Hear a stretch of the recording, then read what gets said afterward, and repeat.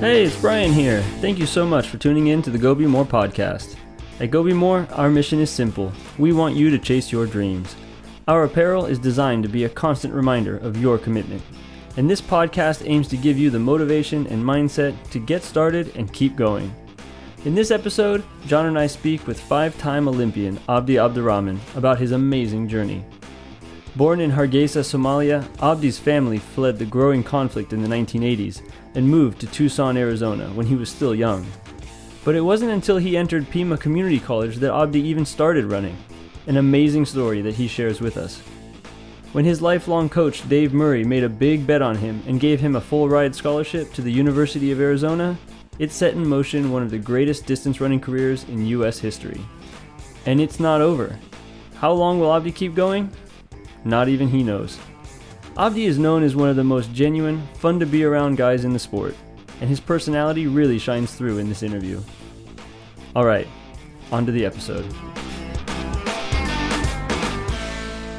Alright, Abdi Abdirahman, welcome to the Go Be More podcast. Oh, thank you for having me. Abdi, thanks so much for taking the time to connect with us, brother. Appreciate it. We do go back a little bit back, man. I was reflecting on, when I got a chance to run at the professional level for a while, and I appreciate the words of wisdom, the advice, the opportunity to connect with you many years ago, and it's a pleasure to reconnect with you now and actually get to dive into your story and share it with our audience. So from the bottom of my heart, man, thanks so much for giving us some time with you today. Well, thanks for having me again, John. Of course. Yeah, Abdi, I ran at UCLA at the same time. You were at Arizona, so we were in the Pac-10. It was quite a conference back then, with Meb and Bernard Lagat and all the guys at Stanford. It was the distance powerhouse, and you stood out even back then. And I'm looking forward to talking with you a little bit about that experience. But I was hoping to just start really way back at the beginning. And I don't know your story that well. I know very roughly that you were born in Somalia and had sort of a journey that took you to Kenya for some time and then eventually to Arizona. And I'm wondering if you can kind of share with us some of that background, how you ended up from moving from Somalia to Arizona and what you remember from that time. First and foremost, thanks for having me, guys, and I really appreciate this opportunity.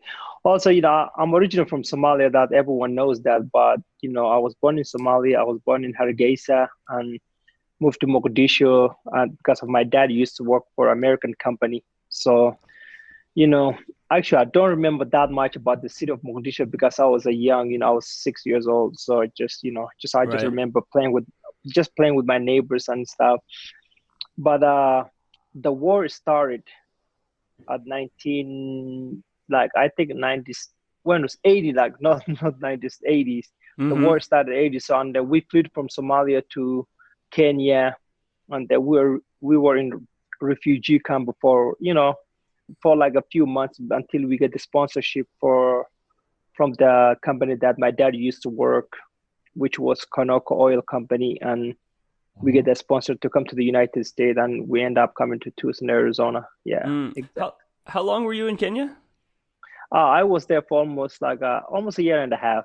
Almost 2 years. Yeah. Okay, so you came to Somalia when you were you came to Arizona when you were still fairly young then? Yeah. And was that difficult? I imagine when you arrived, you didn't speak English, or did you learn English when you were living in Kenya? No. I didn't learn English I learned a little bit when I was in Kenya. Yeah. Because in Somalia, the second language in Somalia is Italy, where I was in Mogadishu.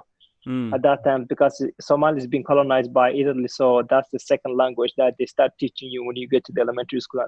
But I didn't get to that point. So I see. In Kenya, I learned a little bit of English. Say, how are you? The word of Mzungu. Whenever we see the white man, we say, hey, Mzungu. So those are the words I know. Yeah. So you arrived, and can I ask, you said your dad worked for an American company, but did you have a big family as well? You have siblings? Yeah, I have siblings. I have two brothers and sisters who came with us too. Yeah, and then a couple of two of my sisters, they were born here too. So. Oh, so you have seven kids? I have three sisters and I have two other brothers. So three of us. We're six. Wow. Oh, wow. And where are you in the ranking? Are you sort of the oldest or are you youngest? I guess you wouldn't be the I'm youngest. I'm the oldest. You're the oldest. Oh, okay, Oh, great. Yeah. wow. Wow. So you come to Arizona, and I mean, why Arizona? Is there any kind of I reason? have no idea how we end up there, Arizona. You know, I think because just because they ask you where do you want to go when you like, and they give you the options to go. Like we could have gone to Boston, we could have gone to New York, you know, Minnesota, Hmm. but my dad was. We didn't want to go to the cold states. We were trying to avoid all the where they have a lot of snow. So, Yeah. and my dad did the research, so that he did research, and you know we found out that Arizona was almost similar to the Somalian weather. So that's how we end up in Somalia. That's In Arizona. so it's just Right. one of those choices well, Yeah. that's it seems like it's worked out great for you. Go ahead, John. I was just gonna ask. So, I mean, I don't know. I have a funny feeling there's something about your dad. Can you talk a little bit about your dad? What kind of man he, what kind of man he is? What kind of influence he's had on your life? Because it sounds like I just have this funny feeling there's something very special Yeah. that we're missing. There's something there. I want to hear it. I want to. It sounds like Yeah. your Yeah. dad's like Yeah. sounds like a pretty You special know. guy. Yeah, my dad is a pretty special guy. My dad's one of those like old Somali people. I don't know. He grew up under the government, Somali government. Like he was a very good student. They sent him to UK. He went to schools. Like he graduated high school in Somalia, college, Hmm. and then grad school. Grad school, he went to UK, and then he went to Russia. And he was an engineer. So you know he had a Wow. good job, and he did well for himself. You know, it's not Hmm. Right. like a lot of people like whenever for me, and I'm fortunate to have, and I'm always thankful for my dad. What we know, without him, I wouldn't be here. Hmm. But he did well for himself and his family, and just because always you find out about the African dads, whatever they say, oh, they didn't have any education, they didn't have this, they have to struggle. Yeah. My dad was totally the opposite side of that. Mm. My dad Wow. was a well-educated man, went to grad school in UK, Russia. He was well-educated man. Came to US, and when you come from Somalia and you've been through that, like all that trauma, you lose all your Right. papers, documents, everything. It was kind of hard for him to deal with the new lifestyle and the job he was taking because like when you are high-end executive and you just suddenly come into a different country and your papers or whatever your background people doesn't respect you, it just kind of was hard for him, Yeah. but he It's get through though. He did well himself when okay. he came here. Yeah. Was he able to continue in the same line of work when he got here, or did No, he have kind of okay? no, he worked for IBM for a while. Yeah. Mm, Well, Yeah. still, IBM is a great company. That's Yeah, good it that he was a was able great to. company. Yeah. Yeah. How about your mom? Actually, we talked a little bit about your dad. Could you tell us a little bit about your mom? What Yeah, makes her special? yeah, and my mom, she's an amazing woman. My mom was also educated. She was like, she worked for the president of Somalia. She was one of the secretaries. So Wow, oh really? she wow. was an amazing woman too. Yeah. And when we moved here, my mom also went to school in the Somalia, never went out of the country. Only the first time she went out of the country was when we came to the US. So yeah, and Wow. So Abdi, was education a pretty big important thing in your family growing up? Were you guys pushed pretty hard by your parents when you got here not to in really, to be America? not honest, not really. Oh, Just okay. yeah, like it just we were like laid back family. My brother just my brother went to school, like he went to U of A, like same as I did. My sister, she's a nurse in Seattle, and my younger sister, same, she's in Seattle too, but she's not there. She worked for Nordstrom. She went to retail school. So just we have like a different, all kind of different now. In our family, we have a nurse, we have engineer.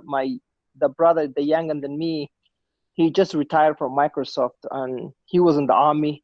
He was the Oh, first people to Wow. invade Iraq. Wow. what? He So you was guys have a the very diverse experience in your family. Oh my Yeah, gosh. yeah, and I'm a professional distance runner, and yep, and our three of us, three guys, the youngest one, he works for Boeing. Yes, All we're different. So just like, My yeah, goodness.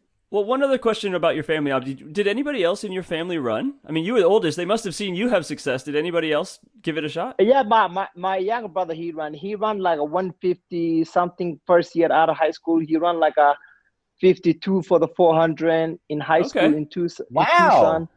But there was so much pressure at that time. It was 2000 and I was already in the Olympics. Yes. Everybody started recruiting him and he stopped running after high school. He didn't want to do it anymore because people like they always talk about me. They say, "Oh my God, are you gonna be better than your brother?" He just didn't want it that much pressure. So he stopped. He quit running even like before even he go to college, and he joined the ROTC. And less than a year, he was in Iraq. Wow. Well, I'm glad he made it back safely. That's Oh yeah. Yeah. Make sure you tell him we say thank you for his service and for doing what he did, in terms of serving for the country and stuff. That's not easy. I mean, it's not easy, man. No, it's not easy. My dad was a Navy man. He served 15 years in the Navy, and we don't talk a lot about his time serving the country, but he's very proud. That's for sure. He's very proud. And same as my brother too. Really? I never talk about it. Yeah, same as my brother. I never talk about it. I never say. And this is the first time I ever say something about my brother, basically my family, because I never been asking that question before. Because people always want to know about me. Just like, you know what? Because you can know, but my family is more. They're like more accomplished in life than I feel like me. Just like basically like I'm 43, but at the end of the day, I'm still professional distance runners. But my brother he's not even 40 yet, but so he's already retired. Just like. Abdi, most distance runners would have retired already too. You're the one who's for some reason you're still going, right? Just they should. I'm waiting for someone to push me out the podium, man. Exactly. Until I'm making team. I say, why not, man? Hey. Well, I mean, there's so many questions that I have for you just around that, but I'm not going to take this. I want to kind of keep on your story, but I'll tell you, just out of 100% respect to you, like, I'm so happy and proud to see you keep going, Abdi, because it's not easy to run to reach that level, much less run at that level, and then to sustain it. I mean, dude, you're kind of like becoming like a LeBron James in the distance running world, man. I mean, you just like aced me the thing. It's amazing, and I just want to tell you, man, I'm so happy for you. You look great. You sound great. Your energy is wonderful. I mean, obviously, you're doing the right thing. You're doing it for as long as it makes sense. And knowing what I do know about you, I just feel like you wouldn't do it if you weren't enjoying it. Definitely, that's true, man. 100%, and that's the key word: enjoying it. Yeah. Like there's always saying. They say like find something you love to do in life, and you never work a day of your life. That saying is so true. I love running. For me, just at the end of the day, I enjoy running, and that's my like a peaceful place where I process everything. If I'm feeling something, if I'm not doing well, at the end of the day, we go through roller coasters, especially the past few months. Things haven't been going well. There's always that thought comes to the back of your head. For me, the best place I feel safe is drive somewhere. Just go for a jog, not even a run. Just jog, sweat, wear your jacket, put your shoes on. No one's there, no music, nothing. Just find a couple mile loop. Just do that loop. I finish that couple miles, man. I feel like rejuvenated, just like 100% refresh, and that's just give me peace of mind. And that's just my medication. It's my addiction, and I just love it. That's amazing. I think the funny thing is, I think there's a lot of people who will listen to this who are not elite runners, who are not training for anything really big and specific, but they will feel exactly the same way. I mean, that's sort of what running does for me too. And at this point, I just run for fitness a little bit, and because I just love running. And a few years ago, I would always go running, and I would sort of put my headphones in and listen to a podcast, and I would sort of do that. But I found recently, I like to just go running, short runs, no podcast, no anything. Just my mind kind of just goes either blank or just goes wherever it goes, and back, and I'm just sort of recharged. That's it's kind of like meditation in some way in that Yeah, sense. definitely. Yeah. Yeah. So I 100% identify with that. Brian wrote this really great question that I want to ask, because it kind of, I think, relates to this topic of just doing, getting into the sport, why you're doing it in the first place. He mentions there's like a famous story about how you were discovered. So in terms of getting into the sport, is there a story around like how you kind of got into the sport of running, and how you got discovered as far as it being a talent in the sport? Yeah, definitely. There's a story behind it. I didn't run in high school at all. That is amazing. I never ran in high school. I never ran high school at all. I remember it was my first year in college in Tucson, Arizona, Pima Community College, that the U of A. Mm-hmm. And a lot of my friends used to do sports. Some of them play baseball. Some of them like run track.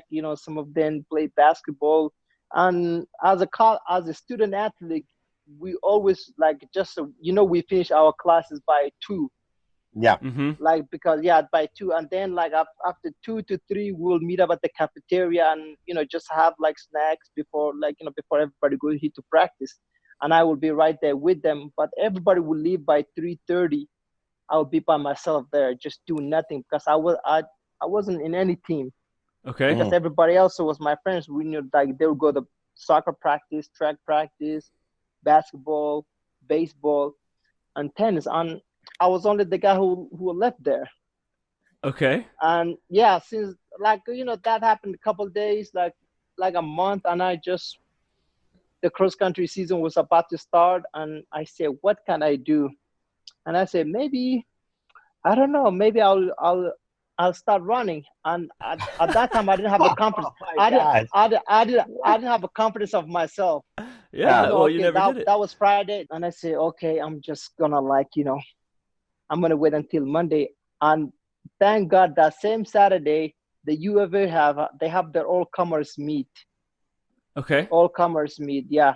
And there was all the community college, Central Arizona, Glendale, Mesa. They came there and they were running the 3,000 meter. And I was watching at the stands. I was invited by Martin Kino. Okay. Oh. Martin Kino was there. Wow. Just he finished U of A a while ago, so he just came back, and he was working for Nike at that time. So he came back to campus and he said, "Hey, let's go watch." And I went to go watch the U of A track meet, 3,000 meter. I remember. And there's one guy who was wearing he was wearing glasses. He didn't even care. He was getting lapped. Everybody was lapping.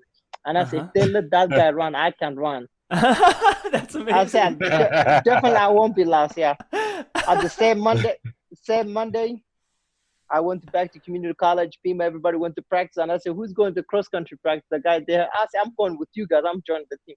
They say, you can run. They say, you can run. And I say, gosh. I say, I met the coach. I told him I want to join the cross country team. He said, what high school did you run for? I said, I never run high school. He said, okay. He said, come to practice tomorrow. And I said, okay. Next day I came back at 3:00. I remember I didn't bring any shoes, nothing. I was wearing jeans and Rockford boot. He said, go run with the guys. He thought he was just making fun of me. I came in second and he was surprised. Next day, at 11:00, I was his office. He had like a brand new pair of shoes. Wow. And tracksuit, and that was the beginning of my career. Oh my gosh. So there's two That's things. Crazy. Two things stand out to me. One is, of course, America is like only 5-time Olympian. Maybe never would have even started running if you just didn't feel lonely after your friends went to practice. Yeah. That's amazing, right? And the second thing is, actually, what gave you the motivation to do it was seeing somebody else who was not that good. And you said, you know what? Like, at a minimum, I can be that good. And so you were okay with that. Like, it was just like, oh, it gave you just enough confidence and boost to say, you know what? Like, I can actually go do this. And of course, the rest turns into, you find the thing that you love, the thing that you're amazingly gifted at, and it's turned into such an amazing career. That is phenomenal. And through this day, I feel the same way. I feel running since 1995. I feel the same way. I love it, and I wouldn't mind waking up every morning and just like, hey, looking forward to going for my run. That's the first thing. 5:30 every day. I'm up 5:30 every day. It's just habit. If I don't do that, I just don't feel well. I don't know. Yeah, well, now it's in you. It's a part of who you are, and the Oh, idea of it of not doing it, that's not even it's not even the yeah. ballpark. It's not possible not to think about it. You know, it's Yeah. just amazing that how much you clearly love doing it. My question to you is, how do you hold on to that love? You know, when you do have success, I mean, your level of success, it's very rare, very very rare. There's very few people in even in that atmosphere. But when you start to have that kind of success, a lot of times I assume you start to put pressure on yourself, and when you start to put too much pressure, the love kind of gets lost. How have you been able to, and this is important for a lot of people that do have success and they do pursue the things that they love, but want to hold on to that love and still be successful? How have you been able to do that? Hold on to the love and keep being successful the way that you've been? Oh man, that's a great question. It just, first and foremost, success is not that something that comes overnight. Mm-hmm. It's just something that you work on it, just like it takes time, dedication, sacrifice, just to get to the where you are in life. and Right. and also and also, like, I don't know how this is gonna fit, and there's also the humbleness that involved it. Mm-hmm. Mm-hmm.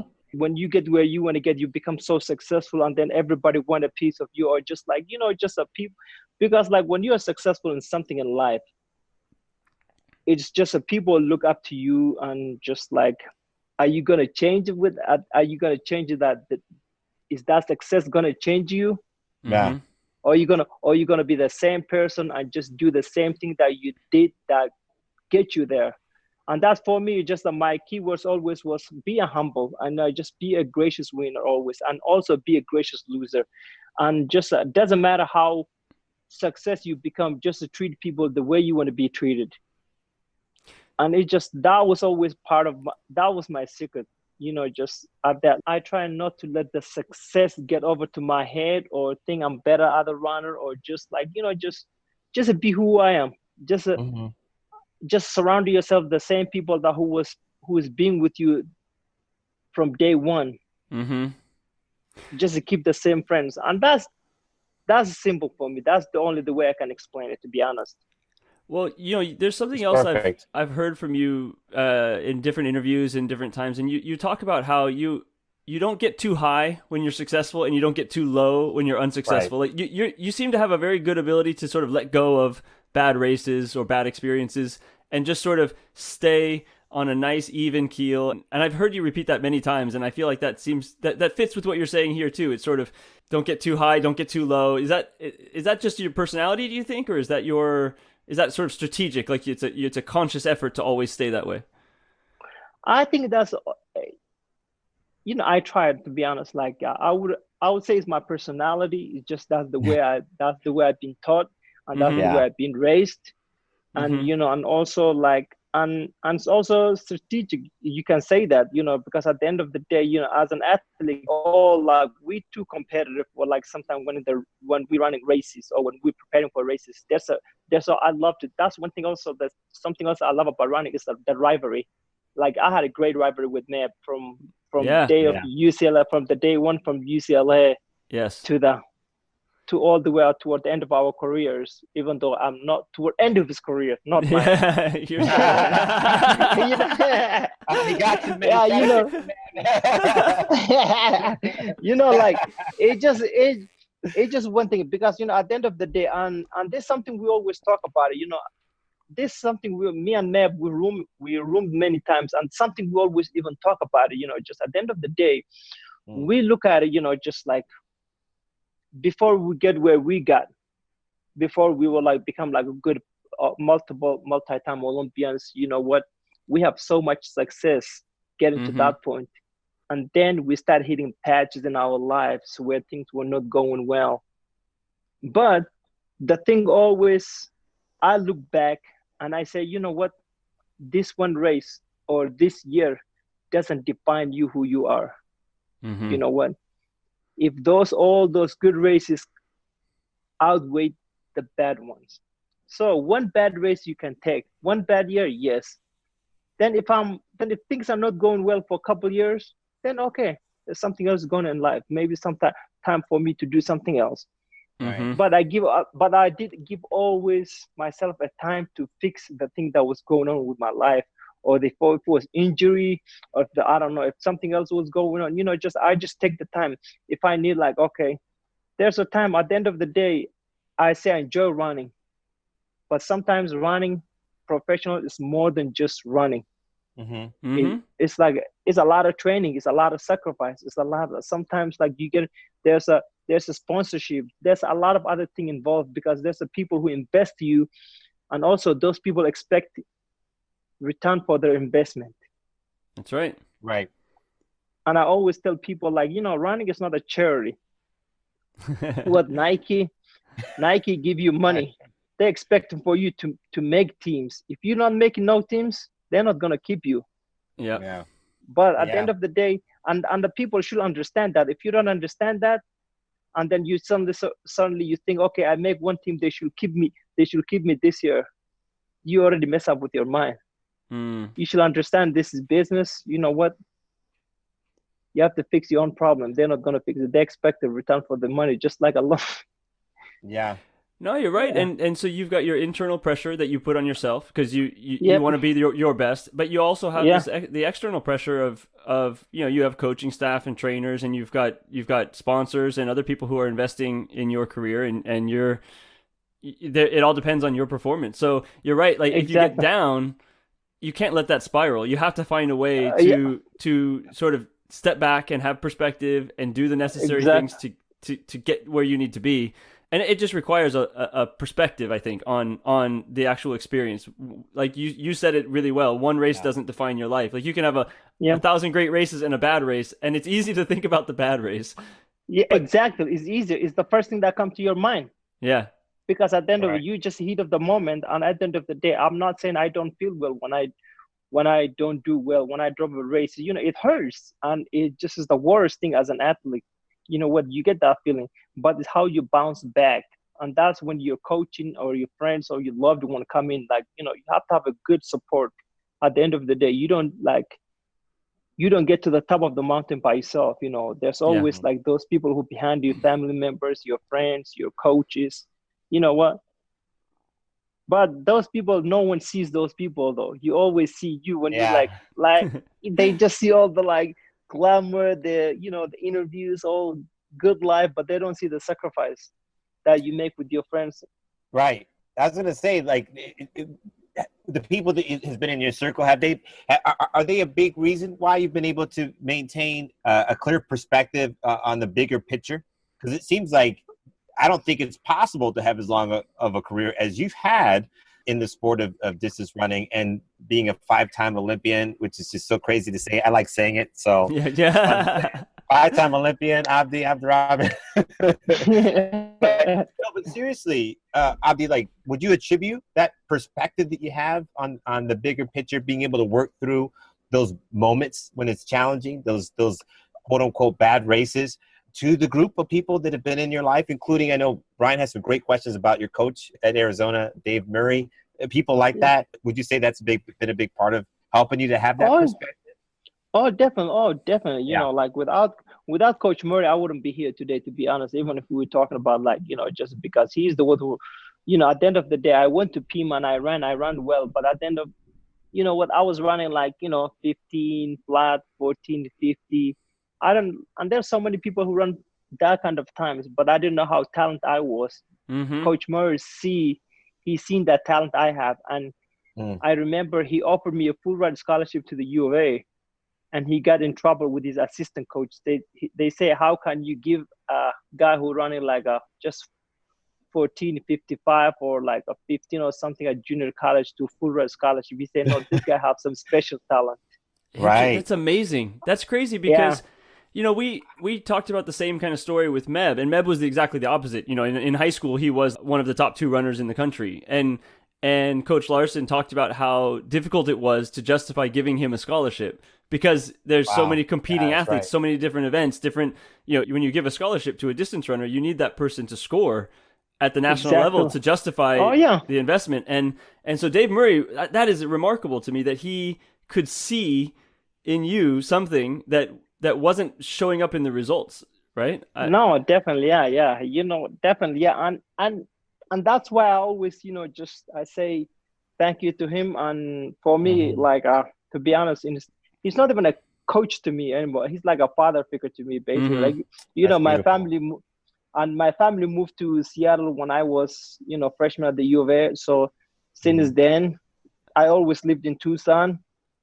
You know what? Because I spent a lot of Thanksgiving, and Coach Murray, if I'm not in Seattle, I'm always with him. So, just I always, and even there's a point I have to divide times with the two family, Coach Murray or my family. So, and that's how close, and that's how Yeah. close and that's how close we became. And also, my friends too, to be honest, like, just like, I just happen to have a great group of people in my life, to be honest, just like, it can be from running community to all the way like my college friends, just I'm always close to people that I'm close to, like, just Yeah. easy going. Yeah.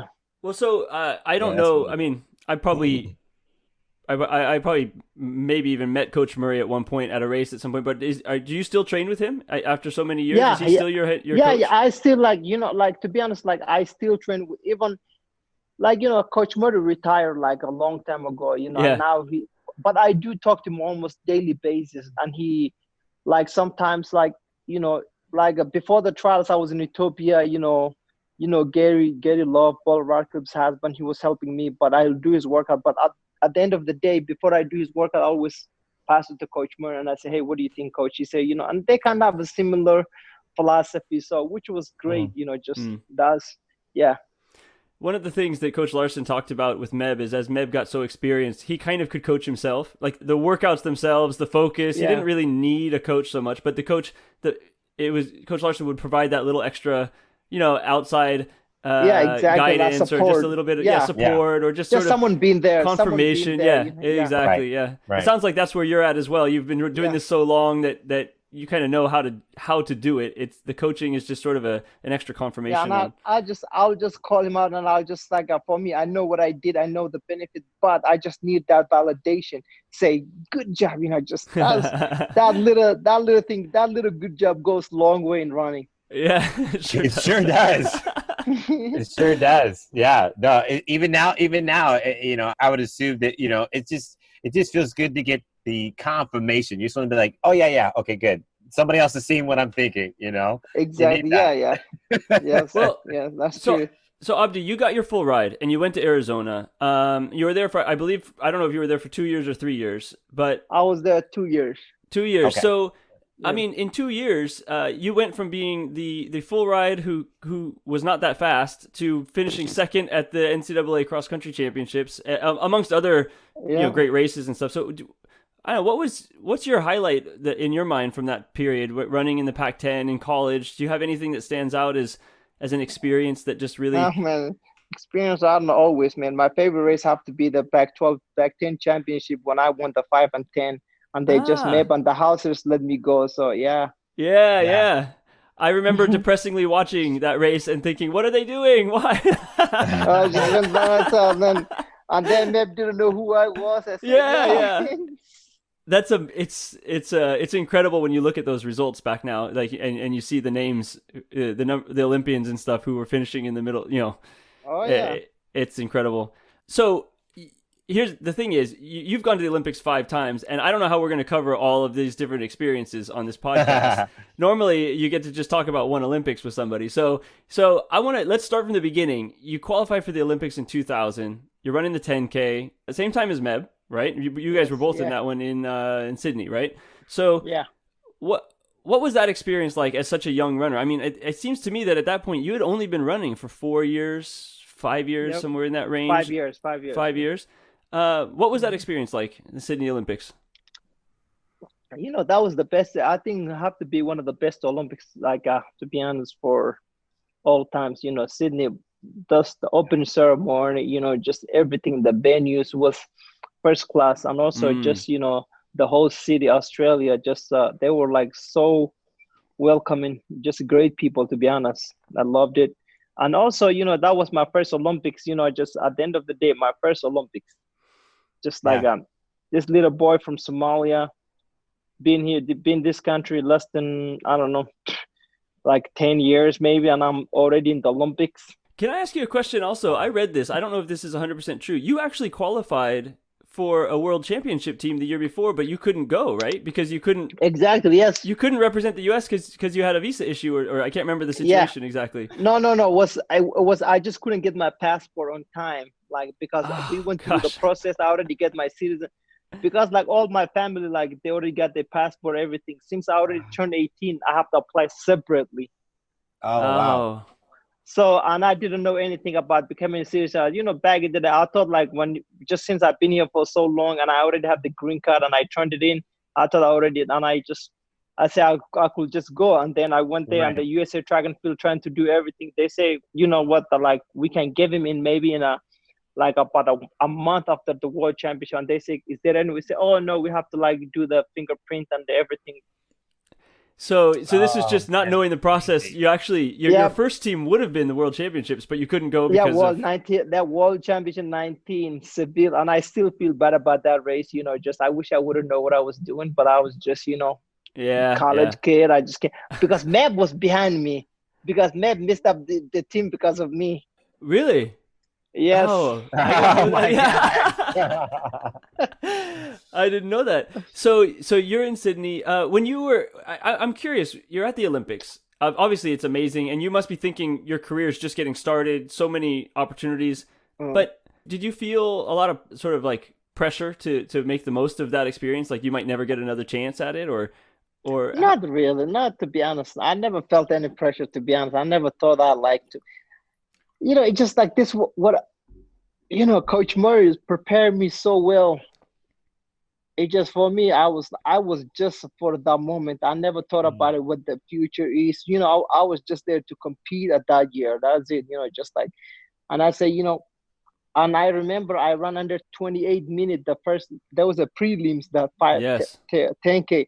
I ran the 27:50. And then couple days later, I came back and I ran 27:40. Yeah. Wow.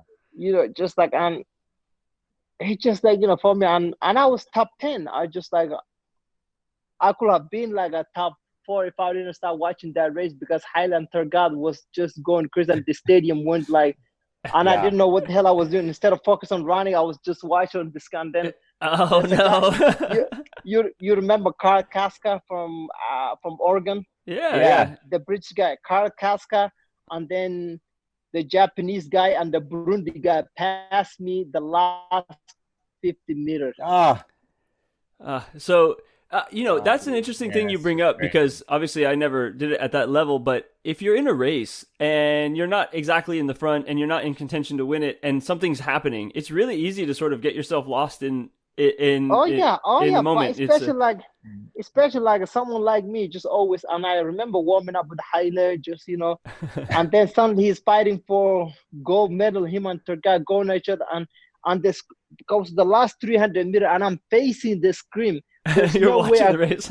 Exactly, yeah. It's right in front of me, and the people are just going crazy, and instead of focusing on my race, trying to finish as hard as I can, I thought I had it, but I didn't know, like, the guys that were right behind me. Yeah. And just the last 50 meters. But, it's just something, it is what it is. I was happy that moment being there, and I give it my best. Well, Abdi, sorry, Brian. No, go ahead. You go ahead. I was just going to say that was your first Olympics. When everything was done, and you go home and you reflect on it, what was going through your mind in terms of the future? You're like, okay, you performed very well. You had a personal best twice in the biggest stage in running and the pinnacle of sports, really. What were you thinking in terms of what was next? How did you approach coming down from that and thinking about the future? I think the future was bright for me. To be honest, like I'm not one person who looked ahead what the future holds, but I thought that at that time, I'm just living at the moment, and I said, that moment I was on top of the world. I did well. Yeah. I finished top 10. I run PRs. Just everything. I was just enjoying life. I just like, and then I came back home. I came back home to Tucson, Arizona, and then I remember setting up with I was setting up my email. I was, and I said, oh, my email is gonna be Hakeem2004 @hotmail.com. At that Yeah. time, they didn't have Gmail, so and that's why I still have that email. People asking me why you still have Hotmail. I still have a Gmail, but I use the Hotmail a lot because that email meant a lot to me because I remember telling myself, I'm gonna go to Athens 2004 Olympics, and I'm gonna even make, and then I'm gonna put my 2004 like as a my. Wow, yeah, I like that. You made it official. You beforehand. You said this is Yeah. it. This is what I'm gonna do. That's awesome. Yeah. Every day, and it's great too because it's something you're gonna see. Literally every day, you're gonna check your email, exactly, and it's gonna be that little reminder, like 2004. That's what I'm doing. 2004, and even like the same thing happened to me like in let's forward like in 2016. I remember I would have made that team, and that if I would have made that team, I think I don't know if I would be here today. Running the trials. Maybe that would have been my 5th Olympics, and I would have been satisfied. And just I would have been running, but I get extra motivation missing that team. Yeah, I know I got injury at the 2016. I missed the Olympics. I didn't make it, but I came back and I finished 3rd in New York City Marathon. I finished the podium, and I said, "What? You know what? There's not that many Americans can finish podium in a world major marathon, and if you do that, you will be easy to make their team in 2020." And that was my motivation since then. And every race for me was building blocks toward 2020.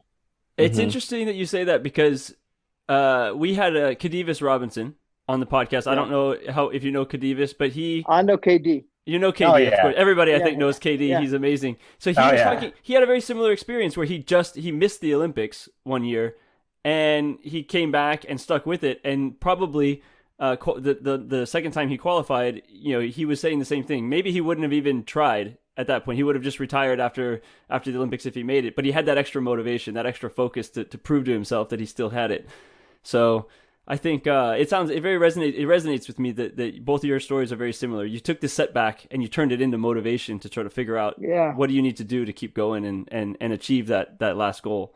Yeah, totally. I was going to ask you a quick question about what's going on right now too, because I don't want to miss the opportunity to address the elephant in the room. Obviously, you made the 2020 team.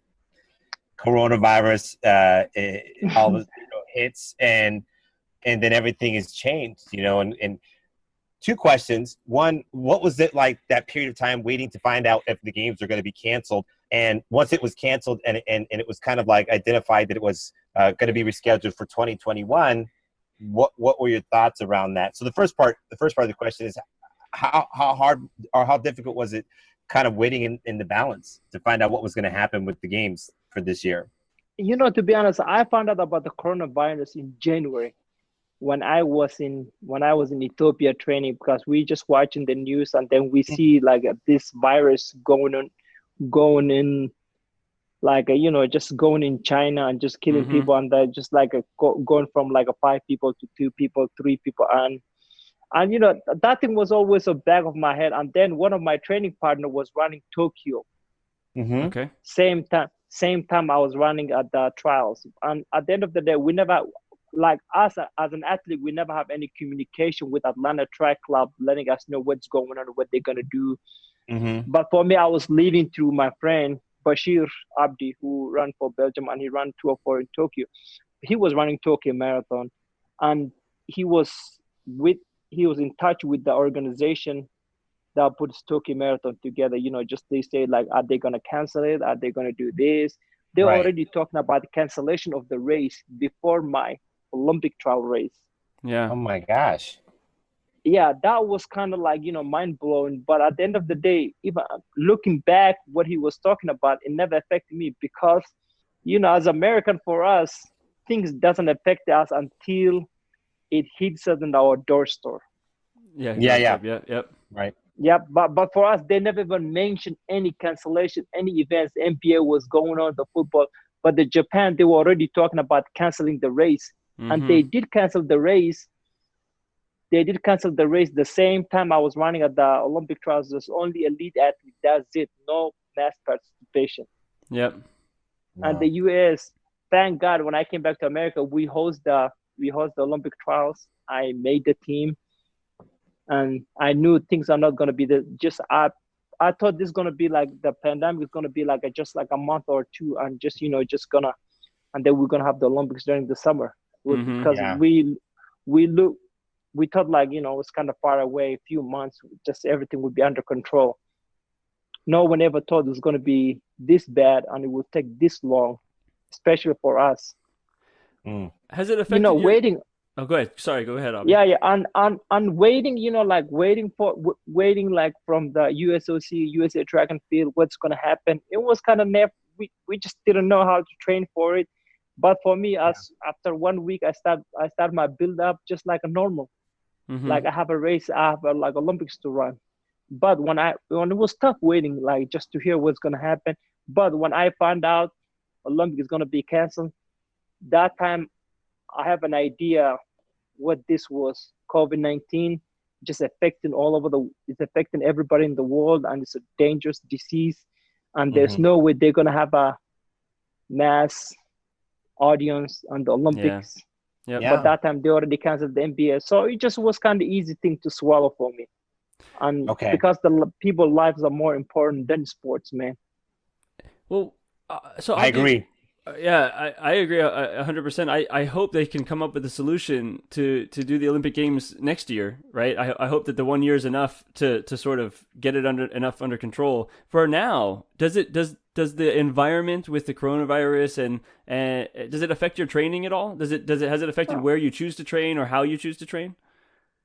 It did affect how I choose to train. To be honest, for me, I'm all about, I'm a good citizen. I'm trying to do.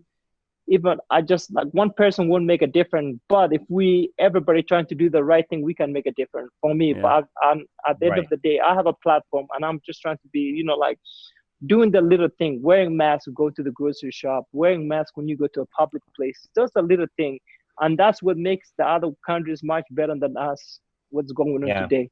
Just if we can, and there's no, and I don't train with people, just and if I meet up with friends, I just I know they're my friends, I know they're healthy, but at the end of the day, just 6 feet apart, it's not that hard, just like, so other people can learn. And I train by myself now. I usually run with my friends, like if I run, I don't run more than 2 people if I run with, because I want to give them space. And you know what?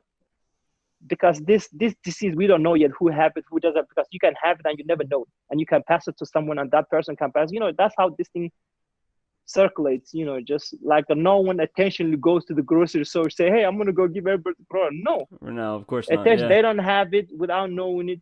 But if they wear masks, we can prevent that, at least some of it, not everything, but some of it. Right. So, and you look at Europe, I have people who live you have some friends who live in Sweden, they're back to normal. Some European countries, they're having track meets, yeah, but I'm hoping for the best. I think Olympic is gonna go on next year. So I'm actually today I committed myself. I say, you know what? I'm gonna start my build up for the Olympics. Not hard build up, but now I'm gonna do like an hour every day. I was having a conversation with Coach Murray last night. He said, just there's no races coming up. Just get like fitness, just runs. Maybe every 2 weeks you do a long run. 10 to 15 miles, and the rest of them just maintain. Well, can I ask you a question? You've been in the sport now at an elite level for over 20 years. So you've seen some changes and things. One thing that just happened, I don't know how much you pay attention to the news, but there are some really, really fast 5K times that guys were running in Oregon, and the ladies were running in Oregon recently. So they're obviously doing some really high level training and doing their own sort of racing. And I'm wondering, do you sort of see yourself building in that kind of an approach where you're going to kind of create your own sort of race environment to try to test your fitness, or at this point you've been training so long you just can use your workouts to know like how fit you are? Yeah, definitely. For me, at the end of the, I'm not a track runner, so that's just, at the end of the day, track and road racing are totally different. If you're running a 5K, it's just totally different. But for us, I would love to go do a time trial 10K or 20K with my friends, but for us we can do it anywhere. I can do it like Murray, just kind of go down the Phoenix, find like a 10K road. But Yeah. in the track now, like the Jerry group, like they did a great job, man. I never I expected for them to run fast, but I never expect that kind of a time, to be honest. I thought they would run like a 13 flat, 13:05, and if they're lucky, they might break 13 just. But one of the guy, Mo Ahmed, he's a good friend of mine. We're from the same village, so it's kind of crazy when I saw his time. Really? Yeah, that was nuts. I have to double look, and it was just one of those things. I have to wipe myself and say, did they make a mistake or something? Yeah. Well, so that's part of what I was thinking is he's I always wonder how well different athletes know each other, but you guys are both you said you're from the same village, actually. Yeah, we're from the same country. We're from the same town, like even the villages. Yeah, Hargeisa. It's just the funniest thing. Like all the Somali guys who are around, they're all from the same region of the country in Somalia. Mm-hmm. Like me, Mo Ahmed, Hassan Meet, Mo Farah, Bashir Abdi Nigeye, and there's another guy, Sultan. We're all from the same town in Somalia. What do you think? Why do you think that is? Amazing. Do you have any idea what is it at altitude? I don't know. It's not altitude. It's like a 4,000. Okay, so it's not too high. Yeah. Yeah. It's like Bishop, right? Yeah. Bishop is what's Bishop, like 4,000 or 5,000 feet? Bishop's 4,000. Like yeah. Yeah, Bishop's 4,000. Yeah. Yeah. Actually, that's really interesting. We're from all the same town in Hargeisa, so it's kind of like. Yeah. But they say the same thing about like some of the tribes, certain specific tribes in Kenya. Like they're saying most of the greatest. That's true. Yeah. Better. Yeah, they're from Kalinji. Yeah, that's true. Yeah. Even in Kalinji. Yeah, exactly. Even in Ethiopia, it's the same. All the good ones in Ethiopia, they're from the same region, and the same tribe is Oromo, and the Somali, all the same. Northern Somali, it's like a Isaac. It's just like same. It's just I think.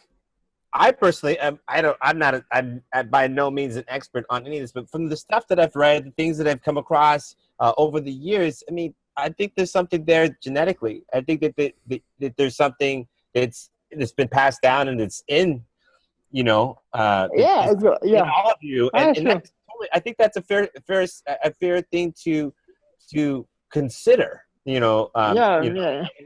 And it's actually it's phenomenal. I mean, the numbers don't lie, the results don't lie, and it's hard to just make that up. It's hard to just be like, oh, I'm from here, and he's from here, I'm just going to do it. It's like you kind of still have to have something in you to be able to do it. Exactly. Like me, like like for me, I'm from Somalia, I'm from that region. When I start running, I never have any running background. I never run when I was junior high. I didn't go all comers. I didn't go all comers meet. I just walked in one day, like a couple of years of training, talent, plus Abdi, training. did you ever? I have a question. Cool. Yeah, that's a good point. So for myself, the first time I thought I had some talent for running was actually in a PE class in school. We had to run the mile in PE class, and I ran it hard and I ran pretty fast, and some people were saying, hey, you should probably run, right? Like you're much faster than most of the kids. Did you even have that experience when you were in school? Did you have any indication that running was actually something? I hated running. Only the running I like. Only the part of running I remember, like my dad told me like I was one of the fastest kids in the neighborhood. Not fast, but the longest. You should keep running, man. Somebody have to chase me out. Like back home, the kids can walk. They can walk for miles. We go play at my friend's house. Like he lives like 2 miles away. You just walk that dirt road, man. Yeah. Yeah. You can walk back home. Oh my God. So Abdi, we're kind of sort of approaching near the end, and I'm curious. Obviously, you're training for the Olympics. That's your main thing. Do you have any idea how long you're going to keep going and you're going to keep competing at? Like, to be honest, I will just, that's the one thing. That's like when you put like timeline on your head, you already kind of given up, to be honest. Like I'm taking 1 year at a time, to be honest. Like, there's something that, I'm working on the book thing now. I want to do a lot. And also I want to I want to do something back home. I want to give it back. I want to involve with a NGO, like a nonprofit organizations. That's what I want to do, basically, but like, it can be running, it can be like, just to be honest, like, I want to, like, I want to give a hope someone who doesn't have a hope, and at the end of the day, everybody right to have hope. It doesn't matter where you come from, what your background is, you have the right to have hope. Even if that's one of my mission. That's what I want to do. Every little kid in the village, I want him to know he has the right to have hope. He has the right to feel like he want to accomplish something in life. And I want to give him that. I might not be able to do with every little kid, but at least if I can do a few of them, one, or even if I do one, at least I did something. That's the one thing I want to do. I love that. I love that phrase. Everyone has a right to have hope. I'm writing it down because it's so good. I'm like, I'm gonna put that on my wall. Quote from Abdi. No, oh man, Abdi, that's so cool, man. You're so humble. Your humility it's got to be one of your superpowers, man. Seriously. Thank you, man. Yeah. No, I mean, I think that I was just talking earlier with this fitness trainer, and she was sharing a little bit about her story with me, and we were talking about gratitude as a superpower and the power in being grateful every day. And I feel like that's kind of hand in hand with being humble. And I see that as a strength of yours. And honestly, I don't know if it's possible to make 5 Olympic teams and to have a career span as long as it is yours has and will continue to do without having those qualities and practicing those qualities honestly wholeheartedly. And you deserve everything you've gotten, brother. And I'm excited to cheer for you, and we appreciate the opportunity to dive skim the surface of your story. These podcasts, we think an hour is a long time, and then we look and we're going, oh my gosh, we're an hour in, and I feel like there's so much more to dive into. I want Brian to close it out and everything, but I have one quick question for you. You were mentioning you're writing a book. Do you have like a timeline in terms of when we should look out for the book? We definitely want to help people. Definitely. The book, hopefully, I'm hoping to have, like, actually, I want to have ready everything by the trials 2020. Okay. So by the trials of 2020. So I hope I'll be at the trials having signed books, and just, hopefully, and everybody share with my story, just, at the end of the day, just, I want to, I don't want to just write about running, to be honest. That's the one thing. I just want to, there's, I'm a more than a runner, just like there's, a lot of things that goes on into my running, because running is just a part of me, just, I'm thankful everything I got in life, and just, I treat the people the way I want to be treated. It's just like a simple thing that makes difference in life. Yeah. It's not that hard. I want people to understand, and also, and also appreciate the runners who run, like those recreational runners, those 80,000 people who run like New York City Marathon. Without them, we are nothing, to be honest. They are the backbone of our sports, at the end of the day. And we are only one of those sports where our spectators doing the same thing that we're doing. They just doing the harder than we're doing, because I run a marathon 2 hours and 10 minutes, 2 hours and 8 minutes. They are the one who's running 4 hours, 3 hours. You know what? They are way tougher than I will ever be. I don't know. Like, for me, I don't look forward to, when I'm training for marathon, the one thing I don't like is the long run. Oh, really? Yeah. It's just the long run will take you different places that you never go, especially toward the end. It's just like a marathon. And when I see people running like a 3 or 4 hours, sometimes I just want to go out and give them a hug, and I appreciate them. And I say, "What, you're amazing. You're tough enough." Just little thing like that. Well, you mentioned this when we got on the call, Abdi, and I think it's so true. As an elite athlete, you can spend all your day focusing on your training and doing everything you need to do. And then a lot of the recreational runners who are training so seriously, they're doing it after the job, after dealing with the kids, or fitting it in to a really, really busy schedule that is exactly. It's just one of many priorities. And no one paying them. That's and right. No one giving them sports, and they don't get it. Yeah, they have to go get all the best shoes. I have to go get their next 4%, all the Alpha Fly. Yeah. No, it's so true. It's really remarkable. It's such a great community to be in, the running community and I like how you put it. Our spectators are also actually competing at the exact same thing with us. So that's really cool. Abdi, where can people find you if they want to follow you, if they want to keep track of what you're doing? Are you on social media? Do you have any sort of a website they should go to?